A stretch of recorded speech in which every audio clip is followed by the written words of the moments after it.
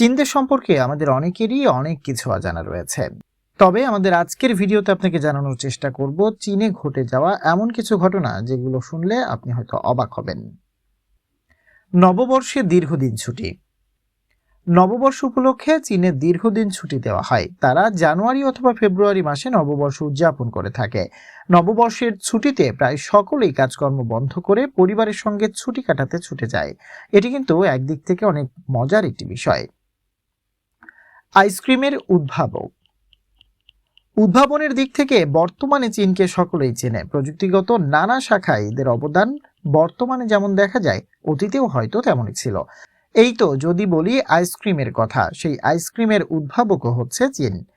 চীনে 618 থেকে 97 খ্রিস্টপূর্বে 94 জন শ্রমিক মিলে প্রথম আইসক্রিম তৈরি করেছিল। ছোটখাটো এক বাটি আইসক্রিম তৈরির জন্যই এতগুলো শ্রমিক খাটানো হয়েছিল। সে সময় মহিষের দুধ, ময়দা ও কর্পূর মিশিয়ে তৈরি করেছিল আইসক্রিম। গুগল, ফেসবুক বন্ধ। চীনে অনেক বড় বড় ওয়েবসাইট বন্ধ রাখা হয়েছে।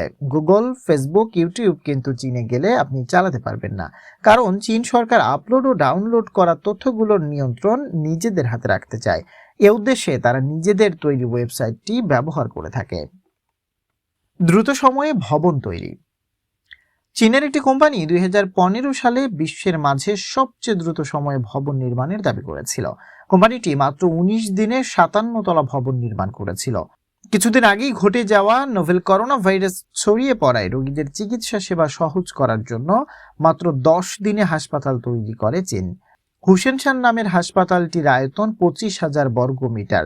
1000 শয্যার হাসপাতালটি দ্রুত নির্মাণ করে সবাইকে অবাক করে দিয়েছে চীন। বন্যপ্রাণী কেনাবেচা।